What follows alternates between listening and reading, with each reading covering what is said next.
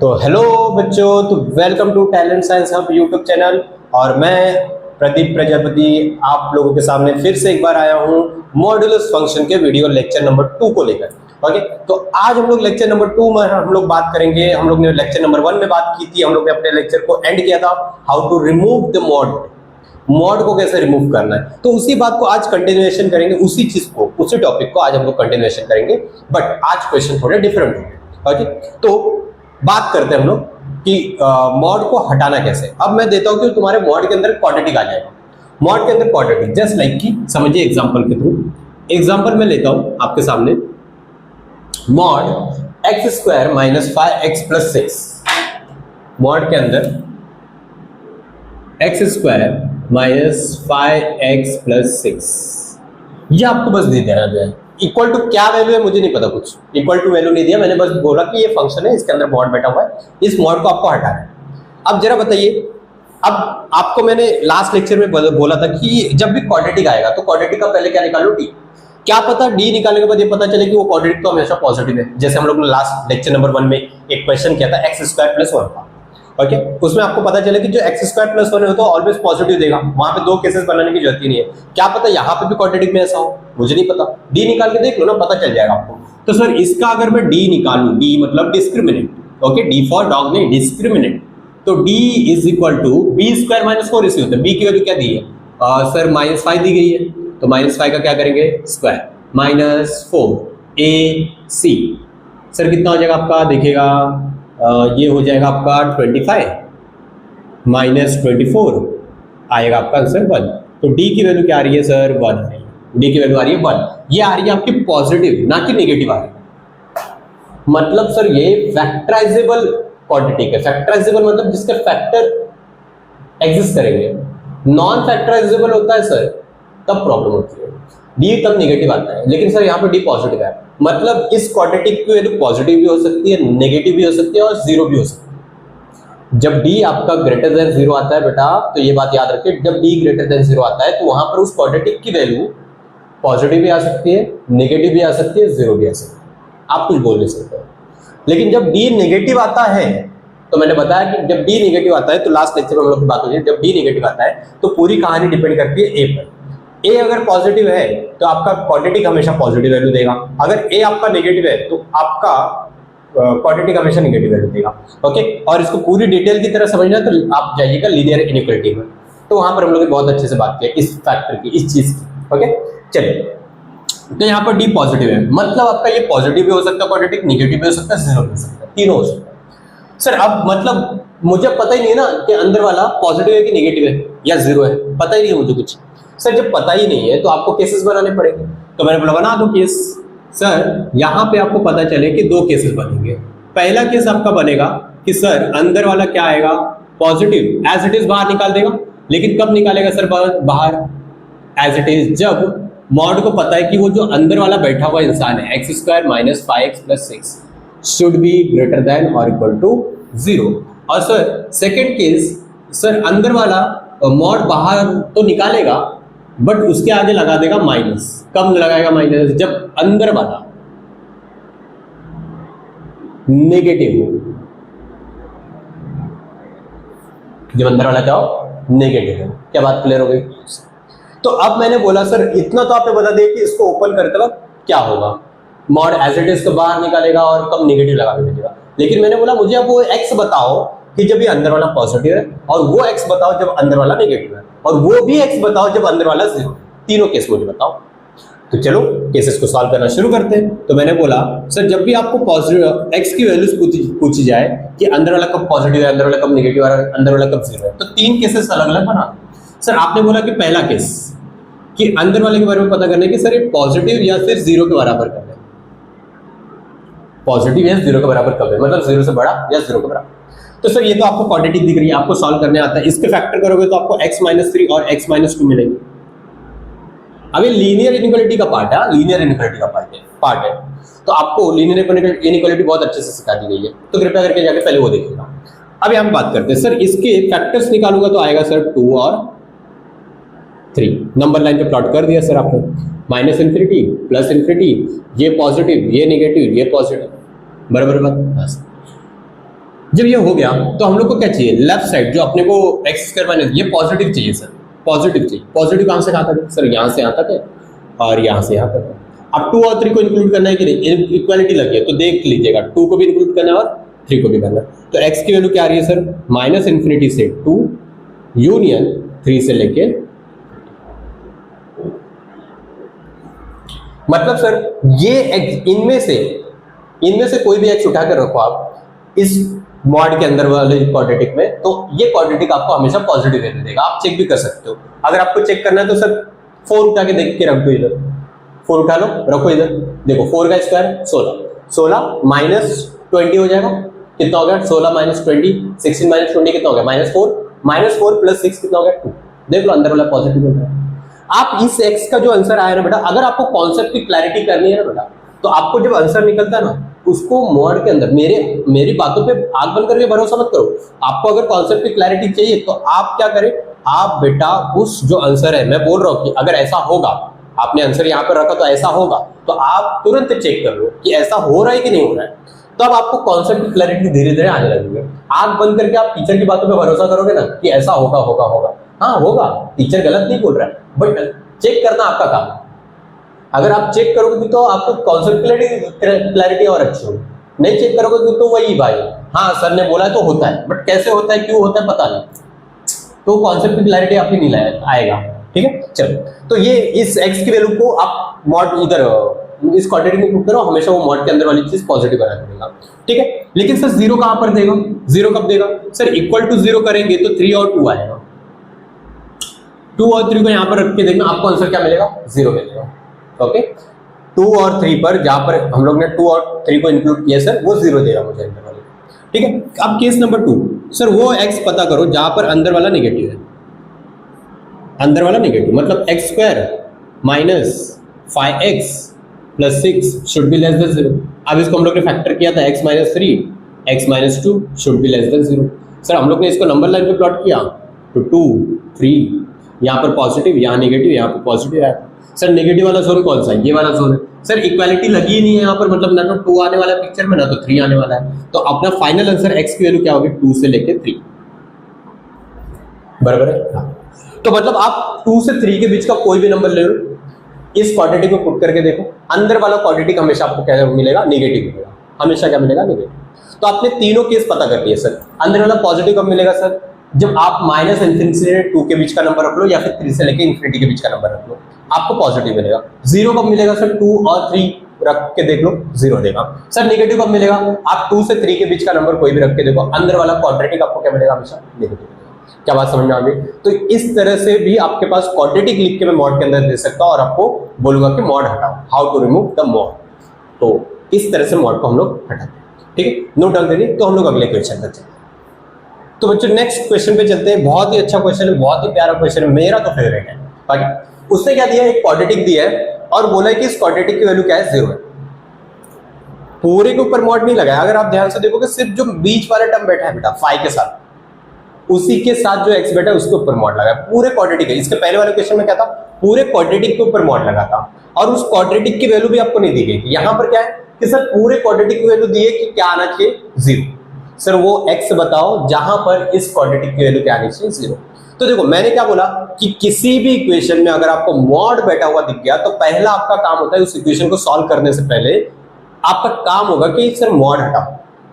जब तक मॉड नहीं हटाओगे, मैंने लास्ट लेक्चर में बताया आपको कि आप कोई भी एक्टिविटी परफॉर्म नहीं कर सकते जब तक आप मॉड नहीं हटाएंगे।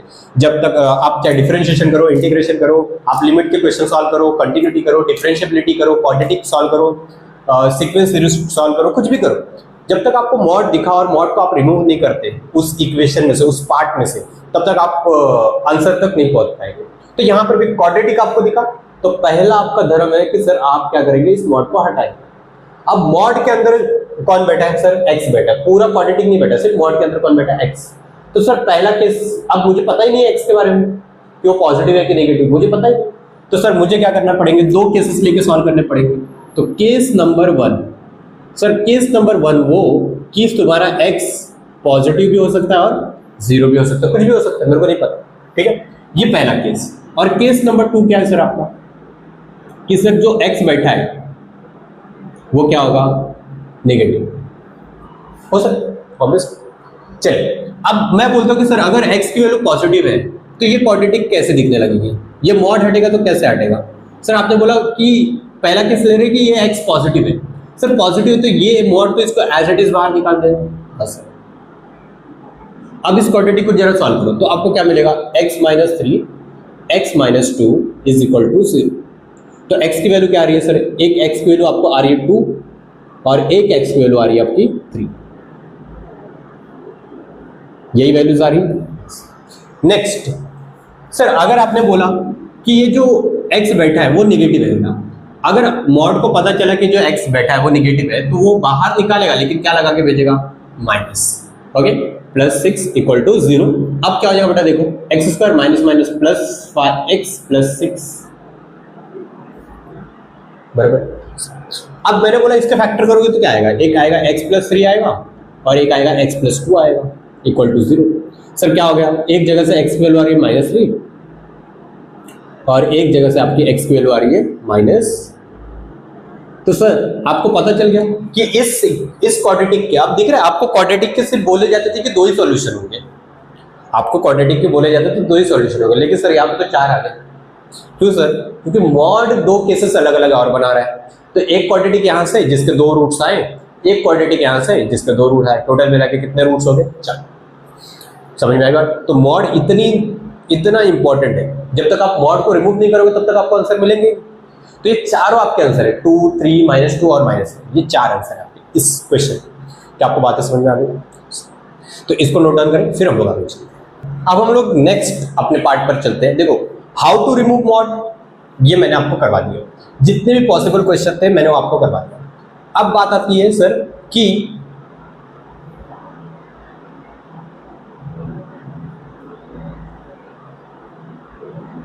तो अब तक हम लोग ने देख लिया how to remove the mod को कैसे हटाते हैं। इसके ऊपर जितने क्वेश्चन पॉसिबल हो सकते थे मैंने सारे करवा दिए, ताकि आपको कॉन्सेप्ट क्लैरिटी अच्छी हो जाए। वो तो हम लोग जैसे जैसे चैप्टर पढ़ेंगे वहां पर भी आएंगी वो सारी चीजें, हाउ टू रिमूव मॉड वाली चीजें आएंगी, बट जितने कॉन्सेप्ट क्लैरिटी के लिए जरूरत थी क्वेश्चन, मैंने उतने क्वेश्चन आपको करवा दिए।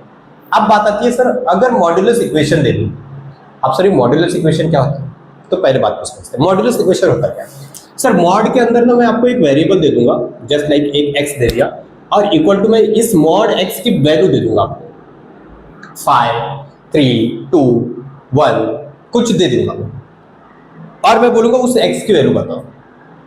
क्लियर हो गई बात। सर इसको बोलते हैं मॉड्यूलस इक्वेशन। अब तक क्या कर रहा था मैं, हाउ टू रिमूव मॉड में मैं आपको मॉड की वैल्यू नहीं दे रहा था, जिस मॉड के अंदर कुछ लिख के दे रहा था, लेकिन उसकी वैल्यू कितनी मैं वो आपको नहीं देता था।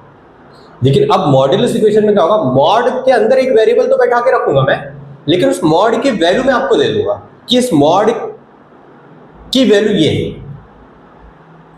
इसको हम लोग बोलते हैं मॉड्यूलस इक्वेशन। क्या आपको बात क्लियर होगी? तो सर इसको सॉल्व कैसे करते हैं, तो पहले ना यहाँ पे 2 छोटी छोटी प्रॉपर्टीज है, उसको समझ लेते हैं सर। इसको समझना ज्यादा जरूरी है। जस्ट लाइक मैं बोलता हूं, एक बात को समझिएगा, 2 प्रॉपर्टीज मैं लिखवाऊंगा, लेकिन पहले आप बात को समझिएगा। सर मॉड के अंदर x लिखो और मैं लिख दूं इक्वल टू 2।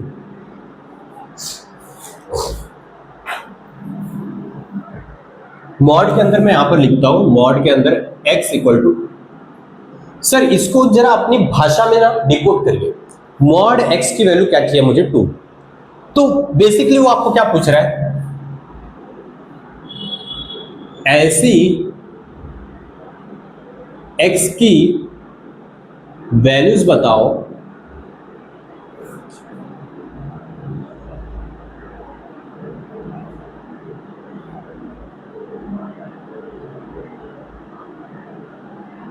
जिसका मॉड 2 आता हो। बेसिकली अगर मैंने आपको मॉड x इक्वल टू 2 लिख दिया तो वो बेसिकली आपको क्या पूछ रहा है, वो x की वैल्यूज पूछ रहा है जिस पर आपको मॉड लगाऊंगा तो आंसर कितना मिलना चाहिए, 2। उस x की वैल्यू, वो x की वैल्यू ढूंढ के लेके आओ जिसके ऊपर अगर मैं मॉड लगा दूं तो आंसर आपको कितना मिले। अब तुरंत आपके दिमाग में जैसे ही इस बात को मैंने लिखा, आपके दिमाग में तुरंत आंसर आ चुका होगा, सर x की वैल्यूज क्या होगी। सर अगर मैं x की वैल्यू 2 रखूं तो भी उसके ऊपर मॉड लगाऊंगा तो मुझे आंसर 2 मिलेगा। और सर अगर x की जगह पर मैंने -2 रखा तो भी उसका मैं अगर मॉड लगाऊंगा तो आंसर क्या मिलेगा 2। मतलब सर यहां से मुझे पता चल गया कि x की दो वैल्यूज आ रही है, एक आ रही है प्लस और माइनस। याद करिए आपको बचपन में टीचर ने यही बताया होगा 9th के क्लास में जब ये मॉडुलस फंक्शन हम लोग पढ़ते थे, तो वहां पर टीचर ने बताया होगा कि जैसे मॉड आप हटाओगे तो तो इस साइड में जो इंसान बैठा है उसको चिपका दो +-2, उसको दे दो +-2। लेकिन सर प्लस माइनस देते क्यों थे वो तो समझा ही नहीं था। तो अब वो बात समझ में आई होगी सर। क्यों सर? मैंने बोला कि सर आपको अंदर वो x ढूंढ के लाने हैं जिसके ऊपर अगर मैंने मॉड लगाया तो उसका आंसर कितना आना चाहिए, 2 आना चाहिए। बेसिकली ये जब इक्वेशन लिखा और मैंने इसको अपनी वर्डिंग्स में डिकोड किया तो मुझे तो वर्डिंग से यही मिल रही है कि ऐसे x ढूंढ के लाओ जिसके ऊपर अगर मैं मॉड लगा दूं तो आंसर मुझे क्या मिलना चाहिए, 2। तो मैंने जैसे इस बात को समझा तो मुझे समझ में आ गया कि x की वैल्यूज तो सर 2 होंगी, एक +2 होगी एक -2 होगी, क्योंकि दोनों के ऊपर अगर मैंने मॉड लगाया तो आंसर तो मुझे 2 मिलेगा। मतलब x की वैल्यूज 2 होंगी सर, प्लस और -2। तो बेसिकली इसी चीज को हम लोग क्या बोलते थे कि सर जब भी मॉड हटाओगे आप तो आप दो साइन लगा दो, प्लस और माइनस। सर ये प्लस माइनस इस साइड में लगाओ या फिर इस साइड में लगाओ कोई फर्क नहीं पड़ता। ठीक है, समझ में आ गई बात? सर इसी तरह और एक चीज डिकोड करूं क्या? मैंने बोला कि सर x - 3 = 5, x - 3 = 5। मॉड के अंदर मैंने x - 3 को बैठाया 5। सर वो बोल रहा है ना कि वो x की वैल्यूज बताओ, कि अगर मैं x - 3 के ऊपर मॉड लगाऊं तो मुझे 5 मिलना चाहिए। x की वैल्यूज ढूंढनी है बेसिकली आप। तो मैंने बोला सर बेसिकली आपका क्या है सर, अगर मेरा अंदर वाला क्वांटिटी +5 हो, अगर x - 3 जो अंदर बैठा है x - अगर वो 5 भी देता होगा मुझे तो उसके ऊपर मैं मॉड लगाऊंगा तो आंसर क्या मिलेगा, 5। सर लेकिन अगर अंदर वाली क्वांटिटी अगर -5 भी बनेगी तो भी मैं उसके ऊपर मॉड लगाऊंगा तो मुझे आंसर क्या मिलेगा, 5। मतलब सर x - 3 की वैल्यू 2 हो सकती है सर। अगर x - 3 मेरा 5 हुआ, +5 हुआ, अगर अंदर वाली क्वांटिटी, इसको मत देखो, मैं इसको डिकोड कर रहा हूं, ध्यान से देखना, इसलिए बोल रहा हूं गड़बड़ कहां करते हैं बच्चे। सर अंदर वाली क्वांटिटी +5 हुई, मतलब x - 3 की वैल्यू +5 हुई, तब भी उसके ऊपर मॉड लगाऊंगा तो क्या मिलेगा, 5। सर अगर x - 3 अंदर वाली क्वांटिटी अगर -5 भी हुई ना तब भी उसके ऊपर मॉड लगाऊंगा तो मुझे क्या मिलेगा, 5। तो सर तुम्हारे दो केसेस बन गए, दिख क्या यहां से दो केसेस कि x - 3 should be equal to 5 और x - 3 should be equal to -5। Sir यहां से वैल्यू क्या मिली आपको कि x इक्वल टू मिल गई 8 और यहां से x की वैल्यू क्या मिली सर, माइनस का। मतलब सर x की वैल्यू 2 पॉसिबल है। सर अगर आप 8 रखोगे x की जगह पर तब भी आपको मॉड वैल्यू 5 मिलेगी, और अगर आप x की जगह -2 रखोगे तब भी आपको क्या मिलेगा, 5। तो बेसिकली आप करते क्या, 9th में मैंने क्या बोला, लॉजिक क्या है इसके पीछे का कि अंदर वाली क्वांटिटी ढूंढनी है ऐसी कि जिसके ऊपर मैं x में अंदर जो भी रखूं मैं तो उसका वैल्यू उसके ऊपर मॉड लगाने के बाद मुझे आंसर क्या मिलना चाहिए, 5। तो मैंने बोला अंदर वाला वैल्यू अगर मैं 5 रखूंगा, +5 रखूंगा, तब भी मुझे उसके ऊपर मॉड लगाऊंगा तो 5 मिलेगा, और अंदर वाली क्वांटिटी मैंने -5 रखी तो भी उसके ऊपर मैं मॉड लगाऊंगा तो क्या मिलेगा, 5। तो बेसिकली वही 9th के टीचर क्या बोलते थे बेसिकली कि जब भी मॉड हटाओ तो राइट साइड में जो भी बैठा है इंसान उसको क्या दे दो, प्लस और -5 दे दो। सर वो भी अपनी जगह सही थे, आपसे क्वेश्चन सॉल्व करवाने के लिए ये बोलना कुछ हद तक सही था। लेकिन जब हम लोग 11th में पहुंच चुके, जहां पर हम लोग जेई की तैयारी कर रहे हैं, तो ये बातें ठीक है हमारा काम आसान करेंगे कहीं ना कहीं, लेकिन उसके पीछे के लॉजिक को भी तो समझना पड़ेगा ना। आप एक बार लॉजिक समझ जाओ, उसके बाद आप क्वेश्चन सॉल्व करने के लिए कुछ भी करो, 9th वाला अप्रोच फॉलो करो या 11th वाला अप्रोच फॉलो करो, मुझे उससे कोई फर्क नहीं पड़ता, लेकिन एटलीस्ट कॉन्सेप्ट की तो क्लैरिटी आनी चाहिए ना, लॉजिक तो क्लियर होना चाहिए कि सर हम लोग ऐसा कर क्यों रहे हैं। क्योंकि अभी देखो ये पहली प्रॉपर्टी बहुत सिंपल है जो आपने देखी है 9th में, अभी जब दूसरी प्रॉपर्टी के बारे में डिस्कशन करूंगा ना आपका दिमाग खुल जाएगा, बेसिकली दिमाग खुल जाएगा। लेकिन अगर आपने ये लॉजिक समझ लिया है कि सर ये +-5 हम लोग बेसिकली प्लस साइन क्यों लगा रहे हैं, अगर आपको ये लॉजिक क्लियर हो गया तो आप तो सेकंड प्रॉपर्टी को भी ना तुरंत समझ जाओगे, जहां पर आधे से ज्यादा बच्चों को कंफ्यूजन होता है। क्या आपको बात क्लियर है? तो अब ध्यान से देखिएगा नेक्स्ट। सर अब ये आपको समझ में आ चुका है सर, और एक क्वेश्चन तो सिंपल सा क्वेश्चन लेते हैं।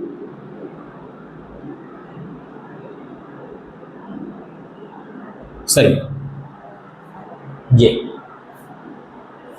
अब बताइए सर यहां पर कुछ बच्चे क्या करेंगे पता है, वही 9th वाला अप्रोच फॉलो करेंगे। क्या करेंगे सर, जैसे ही मॉड हटाऊंगा राइट साइड में क्या लगा दूंगा, प्लस और माइनस 0। ये टोटली रॉन्ग है।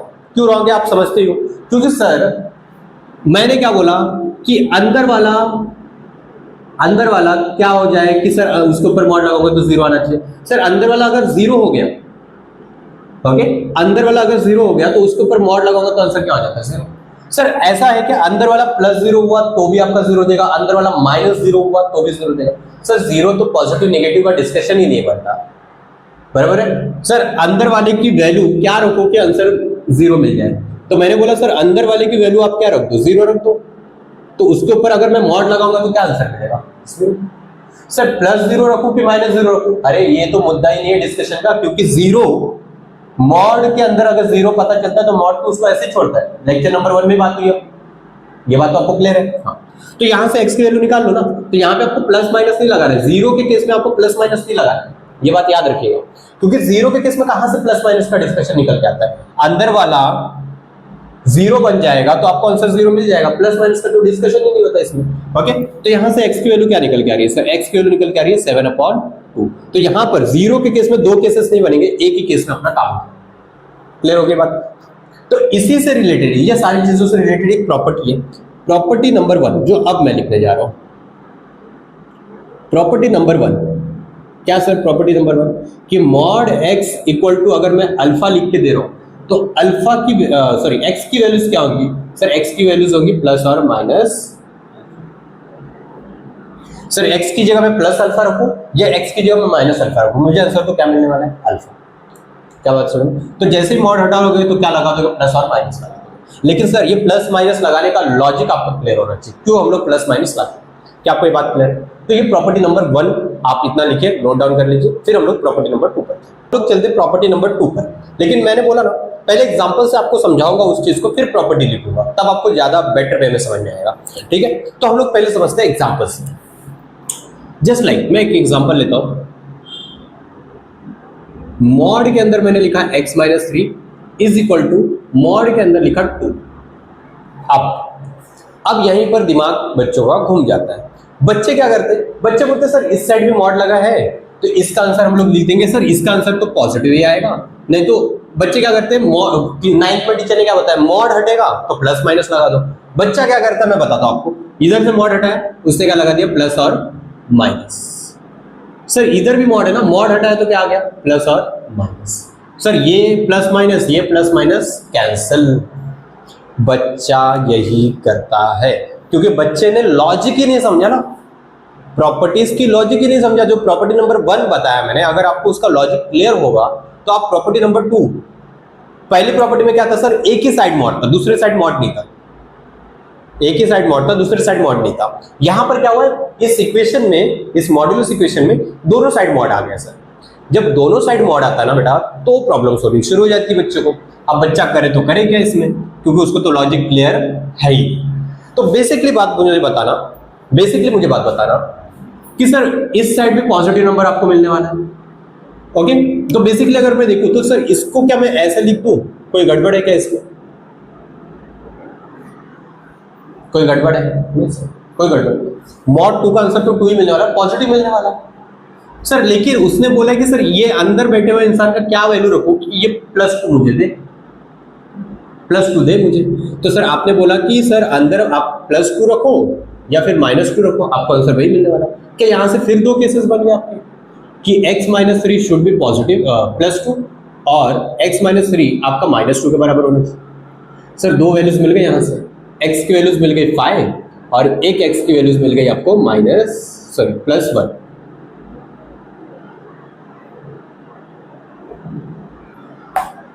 क्या आपको बात समझ में आई है सर? बिल्कुल समझ में, कैसे नहीं सर, क्या आपको बात क्लियर है? हाँ सर। तो आपको बेसिकली कुछ भी नहीं करना था, यहां पर भी वही रूल था जो पहले रूल था सर। आपने क्या बोला कि सर x - 3 का मॉड और 2 का मॉड बराबर होना चाहिए। सर 2 का मॉड मतलब तो 2 ही है ना, मतलब आपको आंसर तो 2 के बराबर ही चाहिए। उसने तो मॉड लगा के बस आपको कंफ्यूज किया है, दोनों साइड मॉड लगाकर। लेकिन लॉजिक अगर आप देखने जाओगे तो वही है, मॉड 2 का आंसर आपको 2 ही मिलने वाला है। तो इसका आंसर मुझे 2 चाहिए, तो मुझे इसका आंसर 2 चाहिए, तो मुझे यहाँ पर x - 3 की वैल्यू क्या रखनी पड़ेगी, +2 या फिर -2। क्या बात आपको समझ में आई? सिंपल, यही बस बात, समझ में आई बात? हाँ सर, तो इसी बिहाफ पे क्या मैं ऐसा कर सकता हूं, मॉड x माइनस 3 की वैल्यू सर मॉड के अंदर -5, ये बताइए मुझे। ओके, इस बारे में डिस्कशन करते हैं। तो सर इसका आंसर क्या होगा? सर आपने बोला कि ये -5 के मॉड के बराबर आंसर चाहिए, ये जो x माइनस 3 का आंसर चाहिए वो -5 के मॉड के बराबर चाहिए। सर -5 का मॉड क्या होता है? 5। -5 का मॉड क्या होता है? 5। सर मुझे क्या चाहिए? 5 आंसर। तो सर क्या ही करेंगे हम लोग? सर यहाँ से वापस x माइनस 3 शुड बी ये +5 भी चाहिए या फिर -5 चाहिए। सर x माइनस 3 अगर 5 के बराबर मिला तो यहाँ से x की वैल्यूज क्या आ रही है? 8। और सर अगर आपको x माइनस 3 की वैल्यू -5 के बराबर चाहिए तो यहाँ से x की वैल्यू क्या आ रही है? -2 आंसर आ रहे थे इससे। सर आप यहाँ पर देखो, x की वैल्यू 8 रखो या -2 रखो, सर आपको उसका आंसर मॉड ऑफ -5 के बराबर ही मिलेगा, मॉड ऑफ -5 के बराबर ही मिलेगा। क्या आपको बात क्लियर है? ये चीज हो गई। तो सर यहाँ से प्रॉपर्टी नंबर 2 निकल गया था। अब इसके ऊपर ज्यादा लंबा डिस्कशन करने का कोई मतलब नहीं, आपको कॉन्सेप्ट समझ में आ जाएगा। तो प्रॉपर्टी नंबर 2 आपकी कुछ ऐसी है कि mod x is equal to, मैं मॉड अल्फा लिख दूं, दोनों साइड में मॉड है, तो इसको अगर मैं x को हटाता हूं तो x इक्वल टू यहां पर भी क्या होगा? Plus minus alpha. दोनों साइड मॉड देख के दोनों साइड प्लस माइनस मत लगा देना, लॉजिक आपका क्लियर होना चाहिए। सर दोनों साइड मॉड रहे या फिर एक साइड आपका मॉड रहे, आपको क्या लगाना है? जब मॉड हटाओगे तो क्या लगाओगे? प्लस और माइनस। क्या ये बात क्लियर है? ये होती है प्रॉपर्टी नंबर, ये बात क्लियर है? ये बात क्लियर है। सर इसमें ना एक छोटी सी प्रॉपर्टी नंबर 1 में मेरी रह गई थी, वो ऐसा है कि सर अगर मैं बोलूं आपको मॉड ऑफ x माइनस 1 का आंसर मुझे -1 के बराबर चाहिए या फिर -3 के बराबर चाहिए, मैं बोलता हूं, मैं बताओ मुझे कि मैं x माइनस 1 की जगह पर क्या रखूं कि उसका मॉड लेने पर आंसर मुझे -3 आए। तो बच्चे क्या करते हैं? बेसिकली बच्चों ने 9 से यही रट्टा मार के सीखा हुआ है कि x minus 1 equal to, sir mod हटाया तो क्या लगा दो? प्लस माइनस लगा दो। तो सर प्लस और माइनस जब मल्टीप्लाई होंगे तो -3 देंगे, और जब माइनस और माइनस मल्टीप्लाई होंगे तो +3 देंगे। तो x माइनस 1 की वैल्यू एक बार +3 ले लो, एक बार x माइनस 1 की वैल्यू क्या ले लो? -3 ले लो। बट ये टोटली रॉन्ग है, क्योंकि मैंने तुमको लॉजिक सिखाया, मैंने तुमको रट्टा नहीं सिखाया कि मॉड हटाए तो ये प्लस माइनस लगा दो, ये गलत है टोटली। तो आप क्या करेंगे? आप मेरे बच्चे, आप मेरे स्टूडेंट्स हैं, तो आप क्या करेंगे? सर लॉजिक फॉलो करेंगे, मैंने बोला तो लॉजिक फॉलो करेंगे। सर x माइनस 1 की जगह क्या वैल्यू रखूं कि उसके ऊपर जब मैं मॉड लगाऊंगा तो मुझे आंसर क्या मिलना चाहिए? -3। सर आपने बोला कि आप x माइनस 1 की जगह पर वैल्यू लेंगे, बराबर। सर मान लो x माइनस 1 की जगह पर मैं, अपने को आंसर क्या चाहिए? बेसिकली -3। तो बच्चा बोलेगा सर x माइनस 1 की जगह पर -3 ले लो एक बार। हाँ सर मैंने ले लिया, x माइनस 1 की जगह -3 ले लिया। ओके, मैंने बोला -3 के ऊपर अभी आप मॉड लगाओगे ना? हाँ मॉड भी लगा दिया। सर -3 के ऊपर मॉड लगा दिया तो आपको आंसर तो 3 मिलेगा, -3 तो कभी मिलेगा ही नहीं। सर आपने x माइनस 1 की जगह पे -3 लिया, उसके ऊपर मॉड लगाना था आपको, हाँ लगा भी दिया, तो आपको आंसर तो 3 मिलेगा, -3 नहीं मिलेगा। तो यही बात तो मुझे आपको सिखानी है कि अगर आपको मॉड कोई भी चीज अंदर लिखी है उसके ऊपर आप मॉड लगाते हो तो उसका आंसर आपको कभी भी नेगेटिव नहीं मिल सकता ना, क्योंकि मॉड तो हमेशा आंसर क्या देता है? पॉजिटिव। आपने इधर मॉड लगा दिया और आप बोल रहे हो इस मॉड का आंसर आपको -3 मिलना चाहिए। अरे मॉड का आंसर तो कभी पॉजिटिव नेगेटिव मिलता ही नहीं, पॉजिटिव मिलता है हमेशा। तो सर यहां पर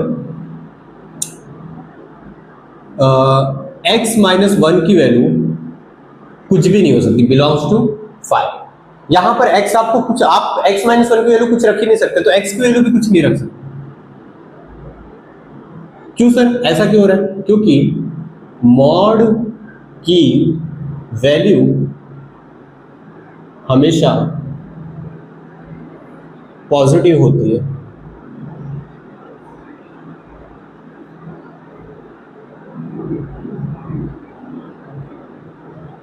नेगेटिव कभी नहीं हो सकता।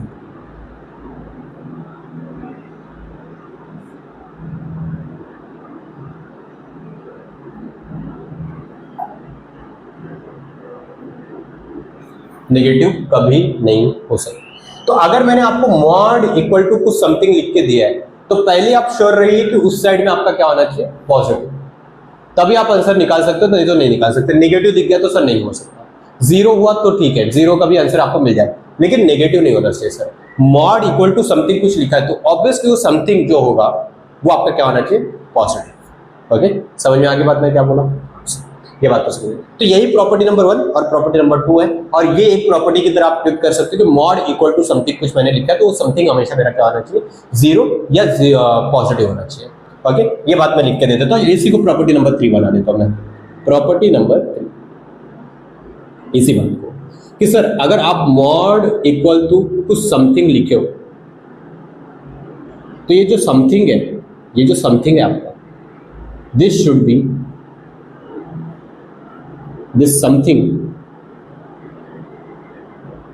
should be greater or equal to 0, should be greater than 0 और equal to 0, दोनों चल जाएंगे लेकिन लेस देन 0 नहीं चलेंगे, क्योंकि मॉड का आंसर हमेशा पॉजिटिव आएगा या फिर 0 आ सकता है, नेगेटिव कभी नहीं आ सकता।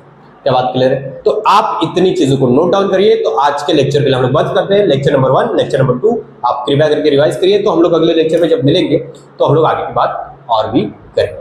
ठीक है, इसी प्रॉपर्टीज को हम लोग आगे कैरी फॉरवर्ड करेंगे। ठीक है, चलिए।